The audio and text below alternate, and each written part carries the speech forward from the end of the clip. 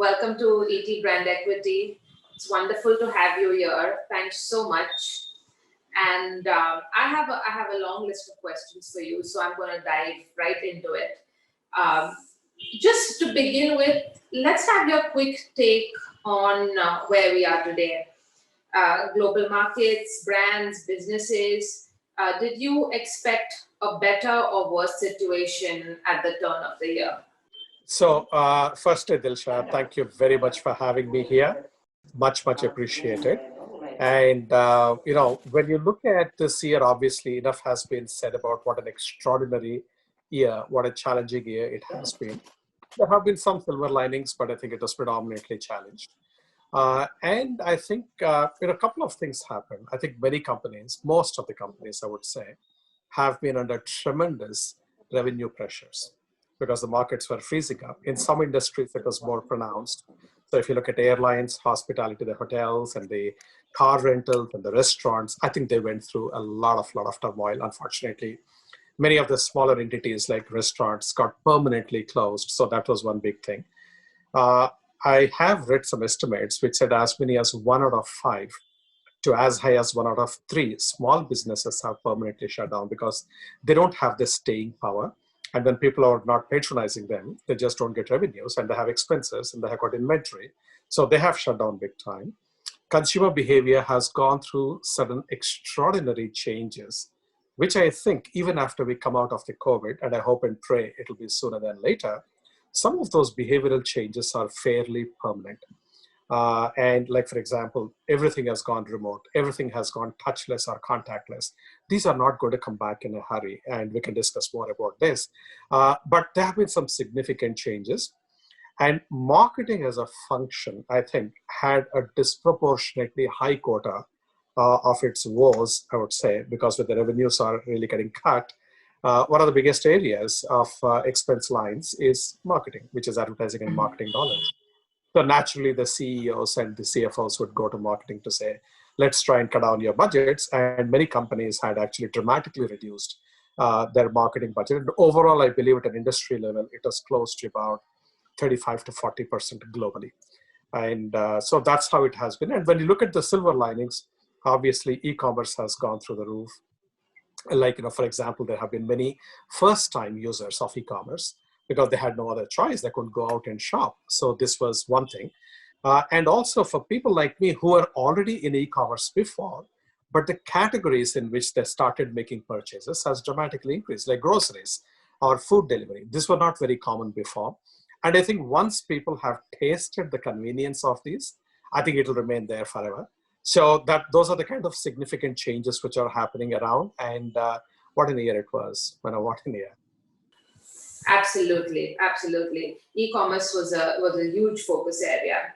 But let's talk a little bit about how some of the biggest pandemic era trends have informed your marketing and business decisions over the past year and going forward. Yeah, you see, in fact, I would just like to narrate one quick instance, which is about 3 years back, when we were trying to do scenario planning. One of the ideas that struck me is that most of the marketing departments do not look risk as a complete function within marketing. Normally, you say if there is a reputational risk, you react to it. In some cases, you have got proactive plans. That's pretty much it. But marketing faces so many risks. One could be economic turmoil is a huge risk to marketing. In addition to, of course, things like data privacy risk and data breach risk and financial risk, disintermediation risk for the brand, and so on and so forth. So we created a risk management function for the first time of, I guess, any marketing department within the marketing department. And I asked my previous CFO to come and head that area. I think one of the biggest shifts that we have seen is we never knew how useful it was going to be to the full extent till the time COVID happened, because we had all the building blocks of how to mitigate risks or how to react when any risk actually materializes. We could just immediately slip over to or cut over to the crisis management mode without missing a beat. So that's been one of the biggest things that we have done. And I'm very grateful that sometimes, you plan for something, you don't plan for it, but you're prepared for something, hoping it will not happen. But when it does happen, you are fully there. The other thing is in terms of from a Mastercard perspective, one thing we wanted to do was to clearly recognize that this is the time when people are in a turbulent and a very vulnerable kind of a scenario. Your clients, your customers, as well as end consumers, you don't want to sell things to them. You want to be of service. So there are times to sell, but this is not the time to sell. This is the time to serve. So that was a huge attitudinal and a philosophical shift during the pandemic. And I would also say to never go dark, because these are the times that people expect brands to show up and be present. So we didn't go dark.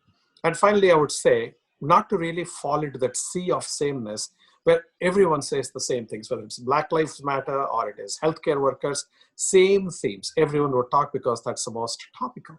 But the key thing is not to be politically correct, but be brand consistent and find your true north or true purpose and really bring that out to life in an authentic, consistent, and sincere fashion. And I think some of the things that we have done were terrific in that fashion.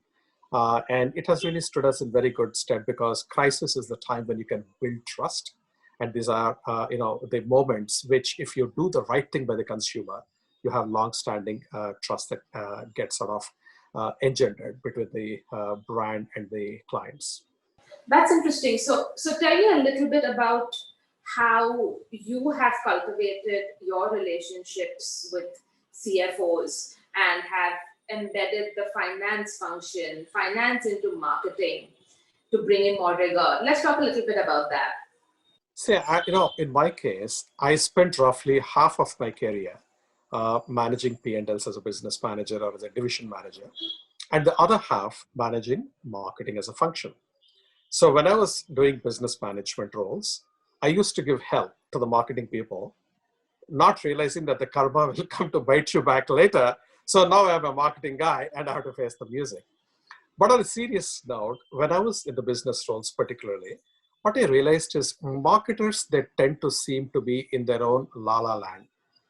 It's not that la-la land is bad. You need to have your head in the clouds and have that creative and intuitive kind of a trait in you.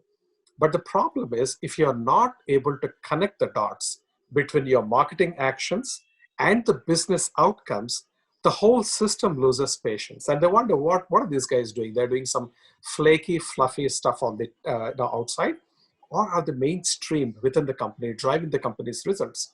So this is something which I have personally noticed. And whenever I would ask a question to a marketing person, because they have traditionally come up through the qualitative side of the house, you ask them a financial question or a numbers question, they look at you like a deer caught in headlights. And that's something which doesn't help engendering the kind of confidence, and it's not confidence inspiring at all, both for the individuals concerned and for their whole function. So therefore, when I went into marketing, I joined Mastercard nearly 8 years back. One of the first things that I have done was to say that I need to have a marketing team. Now, the key thing is when you open your doors to the marketing, to the finance folks and say that I will have CFO is reporting into me and also into the CFO of the company, it immediately brings a sense of transparency. Because what I'm trying to declare then is I have nothing to hide. You can look at anything inside here, and everything is open, kimono. The second part of it is also, it brings a kind of a rigor, saying that we are looking at our numbers. You track your ROI very methodically. And therefore, if any question is there at any point in time, either the CFO or anyone from that area can actually go and look at the numbers themselves. So it is not like a private territory or a turf. And at the same time, if any question is asked of me as a CMO, I have my numbers at my fingertips. So I'm able to clearly say, this is what we spent, this is what we got in return. Either the business top lines or the bottom line or the margin improvement or better retention rates. So you have to talk that business person's language. This has really helped build the credibility for the whole function, and it worked. And this is a model which I very strongly advocate for CMOs, not to feel insecure about finance and things like that, but to embrace it and then get it in-house into their own areas. So tell me a little bit about your pandemic project, quantum marketing. What is it exactly, and how will it reshape marketing as we know it? How will marketing look in this new paradigm? So Dilshad, in fact, it has been quite an interesting journey for me. At the beginning of the pandemic, I was trying to summarize all my learnings. I have spent now 36 years, like I said, half my career in the business management side, the other half in marketing, and across multiple industries and multiple geographies around the world. And I started actually putting them together, and that's when an inspiration came, said, why don't I write a book? And I was wondering what the theme for the book will be. And suddenly, because I'm a trained chemical engineer, I went back to a little bit of a science. So if you look at the science of physics, what is it? It's a science which helps you understand the physical phenomena around you, whether it is electricity, magnetism, gravity, and so on. It worked brilliantly for centuries. Classical physics worked brilliantly for centuries. But when mankind discovered outer space, they found that classical physics breaks down. When you look inside subatomic particles, classical physics doesn't work. That's exactly what's happening with marketing today. Today, I can tell you, marketing has stopped working the way it should be working. There have been so many changes that have been happening, whether it is technology-led or data-led or culture-led, so whatever it is, marketing is already faltering very badly at this point in time. And right now, what is ahead of us is an extraordinary time of an literally, it's like an unprecedented level of disruption that we are at the verge of. Now, classical marketing is just not going to work there. So where classical physics failed and you have got quantum physics came in, I said we need to reinvent and reimagine marketing for this brave new world, and that's quantum marketing. So quantum marketing is to marketing, but quantum physics is to physics. So that's how I sort of conceptualized the whole thing. And when I started looking at every single concept that is practiced in classical marketing or traditional marketing, I said, my God, this is outdated. We have to reinvent, we have to reframe, we have to rethink. In some cases, you have to shed them all together. And I went through area by area by area of marketing, and eventually it became a book. What are some of the key points in the new playbook for marketers? Frontline strategies, things that marketers need to focus on. So the first thing is, let's start with the entire marketing process, which starts with consumer insights. Now, my premise is consumer insights, we are doing the wrong thing. We should actually have human insights. Typically, when you're doing consumer insights, you understand consumption and you understand the mindset behind that consumption and the whole ambience around that consumption. You have usage and attitude studies, predispositions, and all kinds of things. But interestingly, consumption of any category is only a small sliver in the overall life of an individual. And what happens outside that sliver impacts more of this consumption than what happens inside that sliver. So companies have to start looking at the entire pie, the whole human life, as opposed to that particular consumption area. Now, you think it might be obvious, but it is not. 99.9% of all the studies are about consumption. So I said, you need to change that, as just one example. I'll just give one other example and I'll leave it at that, which is, for example, if you look at the concept of loyalty. As a marketing community, we spend hundreds of billions of dollars on loyalty programs. I came across an interesting study in BBC. I read it on bbc.com, and I started diving more and more into it, that a vast majority of people, almost 3 out of 4 people, in their personal relationships, cheat on their partners. Whether it is a committed relationship or it is whatever it is, marriage, call it, they cheat. Now, I'm not here to make a value judgment. The point is, if a vast majority of people are making an explicit or an implicit commitment to their partners, and they are aware that there are going to be consequences of not being loyal to their partner, whether it is reputational consequence, financial consequence, emotional consequence, there are a lot of negatives, right? In spite of that, if they are not loyal to their partners, why would we as marketers expect them to be loyal to us, the brands? And why are we wasting so much of money? So we need to reinvent loyalty. It is not that loyalty as a concept disappears altogether because you want consumers to use your product or your brand again and again, but there is a completely different approach. There is no point in building loyalty platforms, but you have to rethink it as how do you win every single interaction on its own? And that's a totally different mindset. It's a totally different architecture to enable that. And you have to really approach it totally differently. So I have started looking at every area, and this is what I have covered fairly extensively, topic by topic in my book. It's been a tough year for businesses across the board, across the world, and some were hit harder than others. The decisions that people take right now will, of course, have a lasting impact on businesses and brands. So what do marketers, decision makers need to do now to future-proof their businesses? See, firstly, what I would say is in the immediate future, there are some incredible technologies that are coming, which will there make entire operations amazingly effective and efficient. For example, artificial intelligence. They need to understand first what it is, because everyone drops the term artificial intelligence, but when you scratch the surface, the understanding is very limited. So they have to educate themselves very rapidly and start getting their toes wet in artificial intelligence, because that's going to be probably the single biggest disruptor. Number one. Number two, with all the new environments that are coming, like for example, look at this way. During the pandemic, all live events literally got shut down, right? Whether it is the concerts or the sports or whatever. So the live audiences in the stadiums or in the concert halls are missing.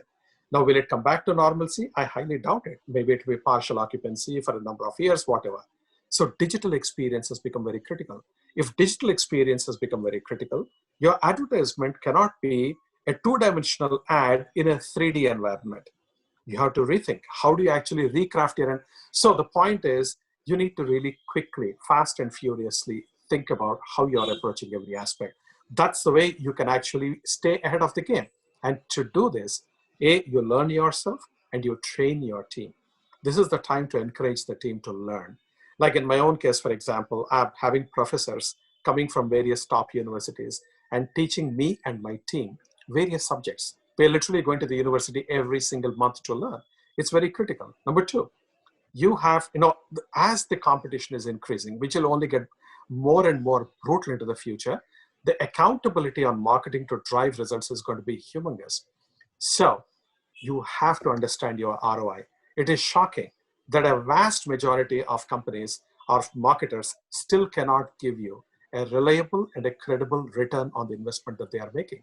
So they have to build models to make sure that they're able to justify to the business what is happening. This is one part of it.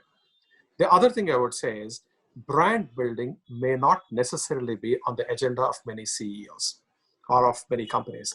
Marketers are passionate about it, but many other people might think brand is fluffy. Even if you deprive investment in a brand, it's okay, we'll continue, nothing is going to get impacted. Nothing can be further from truth in this day and age. Brand really embodies the values, and consumers are looking for that trust with the brand. So you need to really invest, whether the company cares for it or not. You as a marketer have to, and you have to evangelize the brand in your company. These are some of the things that really have to be done by marketers on a fairly urgent basis, because as I said, the disruption is just at our doorstep right now. Very well said. And I agree with you on dropping terms like AI everywhere. But you are, of course, very excited about AI, like you were about voice and the Internet of Things. These are sort of exciting new forces of disruption. But my question really now is that as more and more of us delegate our thinking and decisions to algorithms, what do you see happening from a marketer's vantage?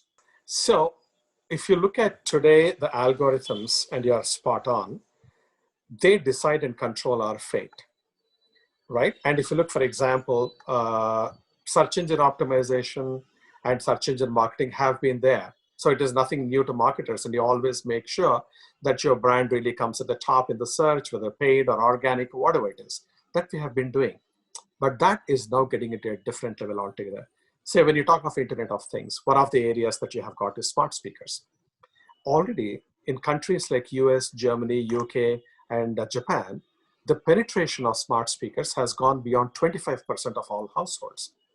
And in those kind of settings, the entire interaction from product discovery all the way to purchase happens purely from the medium of voice. Now, even if you have a great brand logo and a great brand identity, how do you adapt it to an environment where there is no visual real estate and everything is voice-based? So that's going to be really fascinating, right? So for example, we came up at Mastercard with our Sonic brand. Sonic brand is not just a jingle or some cute sound at the end of it. There is science behind it. There is neuroscience behind it. There is the science of music behind it, right? So you bring that and you have to show up. And also, if you look at it, it's interesting. So when you say, hey, Alexa, I want to buy diapers for my kids, Alexa will recommend something to you as a consumer.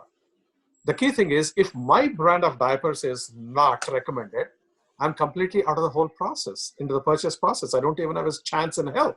How do I win in that space?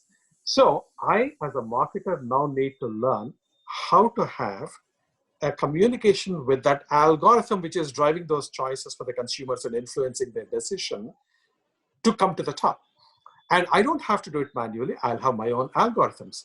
So now it is a machine-to-machine selling, if you were to think of it. So the selling machine will actually tell somebody like an Alexa or a Google Home, and actually can convince so that it really surfaces top in their algorithms. And those in turn serve up the offerings to the consumers. So now you have got a new intermediary and a new influencer for the purchase decisions. And that's really scary at one level, but that's a reality you have to wake up to and manage to. So these are the kind of things which are happening. On one hand, if you know how to do it, it's very exciting. On the other hand, if you don't know really what to do about it, it's very daunting. That's an interesting dilemma that we are in.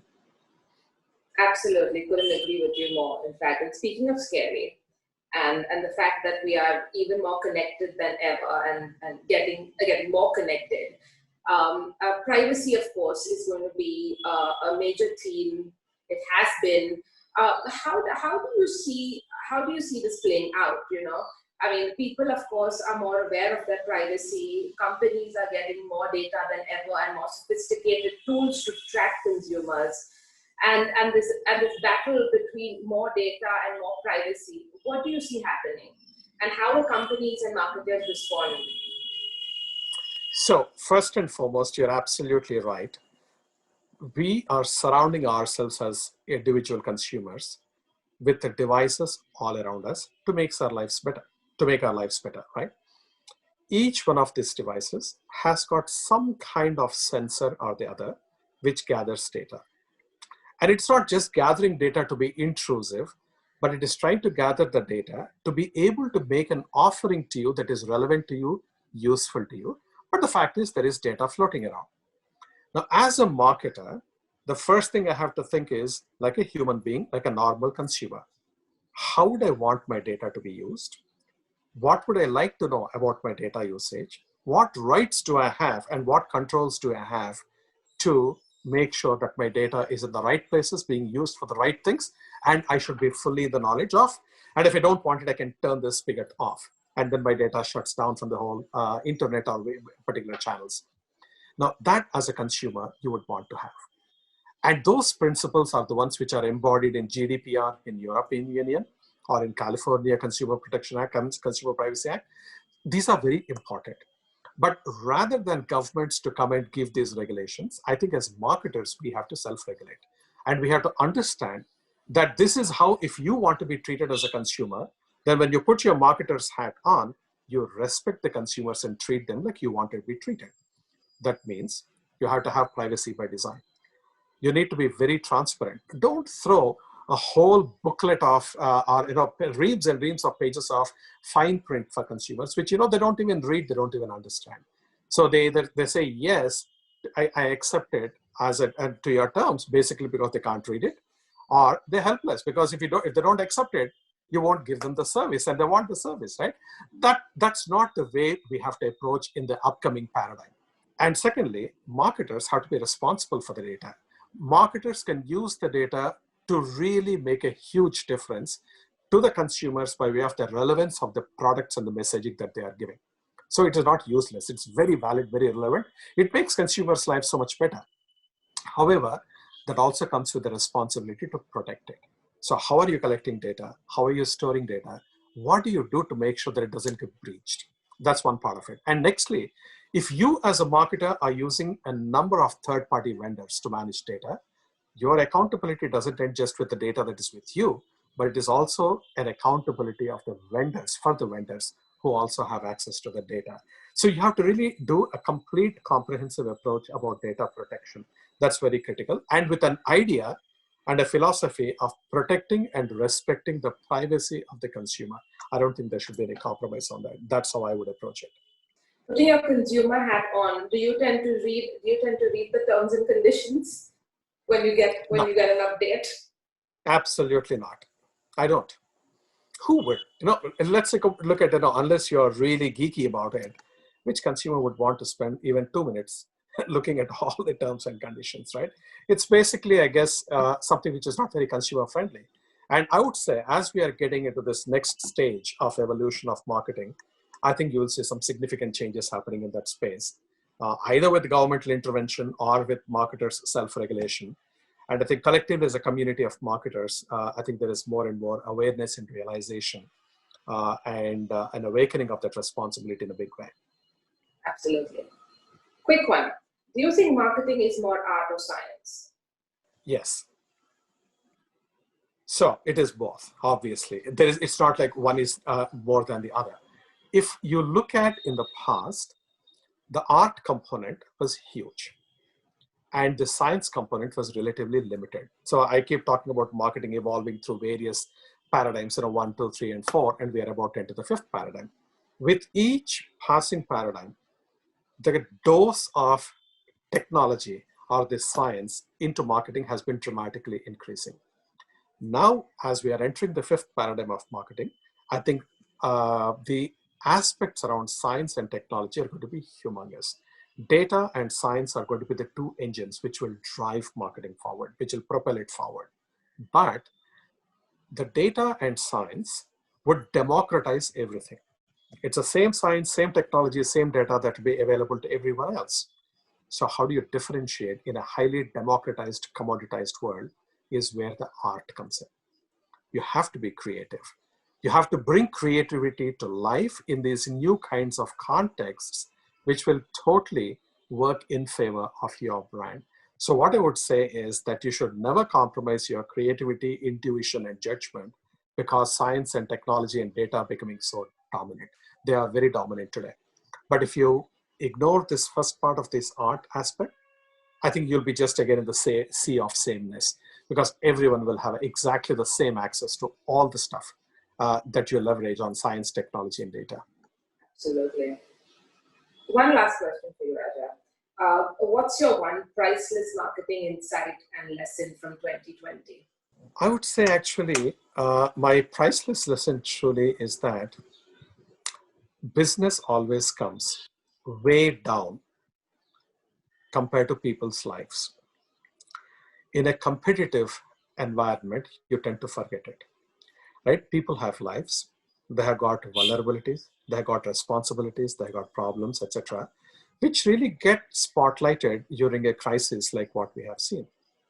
When you stand by your people, it makes such a huge difference to their morale, to their sense of well-being.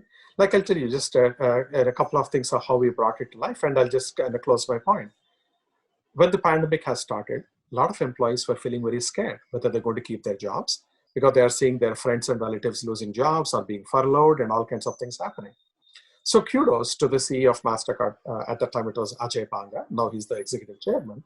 So he came on bravely on webcast to all the employees and said, guys, just don't worry.